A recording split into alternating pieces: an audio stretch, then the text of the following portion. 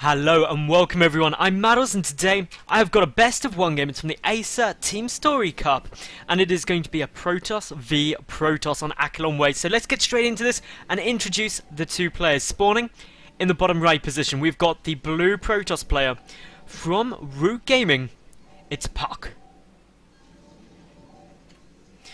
And her opponent in the top left, we have got the red Protoss player, Socke.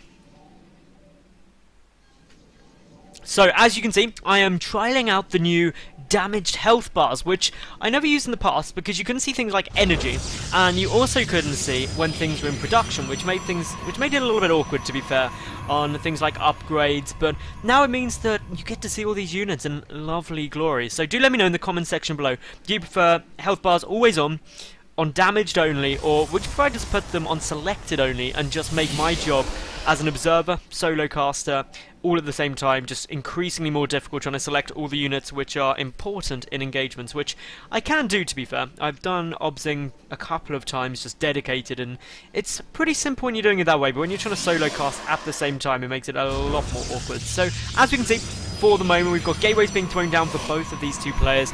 Very standard openings, nothing too scary. The gas timings are what we're really going to be looking for to try and decide what sort of build they're going to be going for, whether it's just one gas out, whether it's two gas with two probes in each, how quickly mothership cores get made, how quickly expansions get taken as well. It's all things that we do need to consider and do need to really work out when they could be coming down. So the one important thing to also note about PvP as a matchup is that Stargate openings are really quite solid. It's something to definitely keep a good eye on Acheron Waste, because there's so much dead space around the main that you can get some really nice plays there. Blink Stalkers can also utilize quite large areas of cliffs, especially with Mothership Core granting high ground vision. But for the moment, we see that Socke is taking the second gas. The only one gas at the moment, though, for puCK, who's getting the Cybernetics Core down at a very similar time to that of the red Protoss player opponent. So things looking very balanced. Only key difference being that there's one more probe mining gas at the moment for Socke compared to that of puCK. So not something major, not something that we need to worry about, but just something that means that ultimately Socke could have slightly more gas out slightly quicker. Having said that though, puCK now just starting the second gas means that obviously if all three workers are saturated into that immediately, we'll level it out very quickly. But as we can see, Socke already started 3, so 6 probes in total on gas. That means that gas-wise and tech-wise should be able to pull ahead. The first Stalker is on the way out for puCK now. What are we going to see first out of Socke? It's going to be a Stalker. The money for a Mothership Core will be done shortly. And oh, a little bit of a missed rally there. We can see that we've got 4 of 3 probes in this top gas for the red Protoss player. Will he realise and will he pull one of those out? Because that's the sort of thing which can make quite a chunk of difference to your income. We see that another probe being chrono boosted out. The Twilight Council on its way out for Socke as well. So I'm going to be skipping that Mothership Core for the time being and just going straight up into getting some Stalkers out. But here's the Stargate from puCK. This is what I really was expecting on this map, because it's just such a powerful opening. But these two very different approaches. Of course, this Twilight Council could be for Blink, it could also be for quick DTs, and that's something which can still be countered by the Stargate as long as an Oracle comes out, and that Oracle doesn't go to the other side of the map to attack. There's nothing worse than getting DTs warped in when you've got an Oracle at the other side and you can't get back in order to go on vision. That is so frustrating and can just result in you losing the game flat out there. But for the moment, we've got Blink getting researched here, so very nice opening coming down from both of these two. The Stargate finishing, and the big thing to look out for is what's going to come out of this. Will it be Phoenix? Will it be an Oracle? Could potentially also be a quick Void Ray, because that does very well with Stalkers, so it wouldn't be bad in the slightest. But with Blink out, it could be obviously a bit countered by that. But as we see, just an Oracle on its way down. My StarCraft client was just like, no, you should not carry on this replay. 2 additional gateways are on the way down. This Stalker and Zealot getting a nice little scout out here. Good force field just blocks off the retreat from these units, but puCK bringing in his own Stalker now. Had to do a little bit of damage with that sentry and also with the probes, but quite a few probes actually getting killed here. 6 get down in total, and that puts Socke ahead 25 to 21, so a 4 probe advantage. 2 additional gateways are being constructed.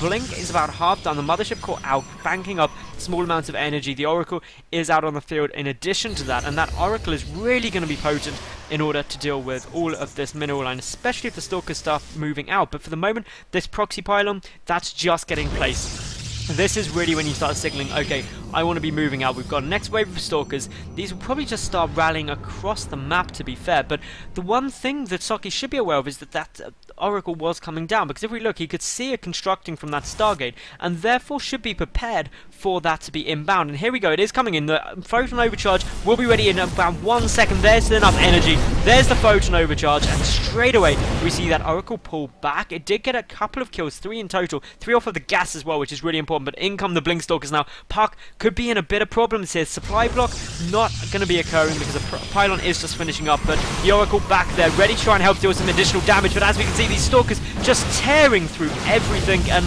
there's just so many Stalkers here. The Oracle will get focused down exceptionally quickly, and to be honest, I don't see any way that this is going to go too nicely from now on, unless the Oracle at Socke's base does an incredible amount of damage. I forgot to set myself to busy, which is never too cool, but we'll just pretend that didn't happen, okay? And of course, we'll also try and pretend that this Oracle isn't going to do a huge amount. There's Photon Overcharge finishing, and now this is going to be a lot of probes dying. This Oracle just getting free reign because all of the attention of the red Protoss player is focused on these Stalkers. A Stalker is getting warped in, going to try and do some damage here, but we can see the Oracle just focusing it down as quickly as possible. A second Stalker now trying to come in, but the Stalker does get taken down there. Meanwhile, probes getting pulled here from puCK, trying to hold as much of this off as possible. 9 workers killed on both sides, but there's just so many more Stalkers here at the moment for Socke. puCK doesn't have Blink either, so that means the micro potential of Socke's Stalkers is so much greater, and this is just going to allow him to completely go to town on all these remaining units. We can see the focusing is being utilised very effectively, Blink being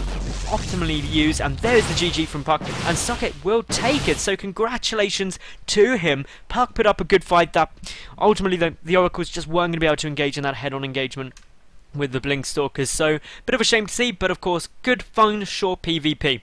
If you enjoyed, make sure you like the video, leave a cool comment and subscribe. Don't forget to let me know what you think of the always on or damaged unit health bars. That would be really good feedback for me. So thanks for watching, I'll catch you all tomorrow for yet another new cast. Bye for now.